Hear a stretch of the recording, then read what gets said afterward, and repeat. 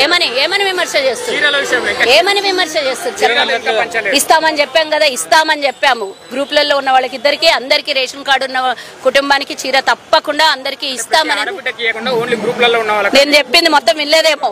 అందరికీ ఇస్తాము. తెలంగాణలో ఉన్నటువంటి వైట్ రేషన్ కార్డులో ఉన్నటువంటి మహిళలందరూ కూడా చీరలు అందుకోబోతున్నారు. గ్రూప్లలో ఉన్నటువంటి మహిళలకు 2 చీరలు అందుకోబోతున్నారు.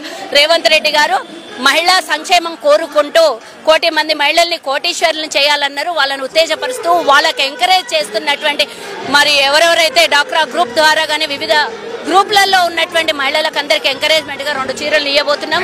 ఇది మా ప్రత్యేకత. ఎక్కడి నుంచో గుజరాత్ నుంచి తీసుకొని వచ్చిన చీరలు ఇక్కడ అవి కనీసము మసిగుడ్డకు కూడా పనికిరాని చీరలు కాదు. 800 రూపాయలు ఖరీదైన చీర.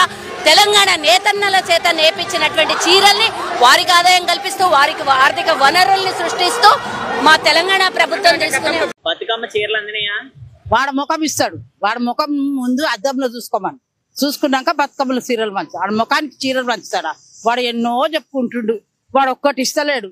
ఆ ముఖానికి వాడొక సీఎం, వాడొక చీర. ఆ చీర ఎవరు ఆశపడినారు? చీర కొనుక్కునే అవకాశం భగవంతుడు మాకు ఇచ్చాడు, ఇవ్వలేదని కాదు. వాడు అంటాడు మహిళా మండలికి 1 చీర ఇస్తా అంటాడు, జరసేపట్ల సంక్రాంతికి ఇస్తా అంటాడు, శివరాత్రికి ఇస్తా అంటాడు. వాని ముఖం వాడెందుకు ఇస్తాడు బేట? వానికి అందానికే జరపు. మాకేమి ఇస్తాడు? ఆడు గరీబోళ్ళకు ఆడు ఇయ్యాడు బేట. కాదు, బతుకమ్మ పేరు తీసి ఇందిరమ్మ పేరు పెట్టారు కదా, దాని అట్లా ఇందిరమ్మ పేరు ఇందిరమ్మ ముండరాలు ముత్యాదాలు ఎట్లా కట్టుకుంటారు చీరలు? ఇందిరమ్మ ఎవరు మనకు? ఇందిరమ్మ పోయి కాలం అయిపోయింది. ఆమెకి ఏం లేదు మన దగ్గర. ఇప్పుడు ఇందిరమ్మ ఎందుకు వానికి? ఇందిరమ్మ వానికి ఇదా? వానికి ఏమైతుంది ఇందిరమ్మ చీరలు మాకెందుకు బాబు? మా ముత్యాదాలు ఎట్లా కట్టుకుంటారు? అని పెళ్ళాం ఉంది కదా, అని పెళ్ళాం కట్టుకుంటుందా? కట్టుకోదు. మన అందరం ముత్యాదాలు అందరం పసుపు చల్లగా ఉండాలి కదా. వాడు చేసేదంతా రాగు. వానికి దిమాకు ఉన్నదో లేదో, వాడు ఎంత పొట్టిగున్నాడో అంత దిమాకు కూడా కోడిగుడ్డ అంతనే ఉన్నది వానికి.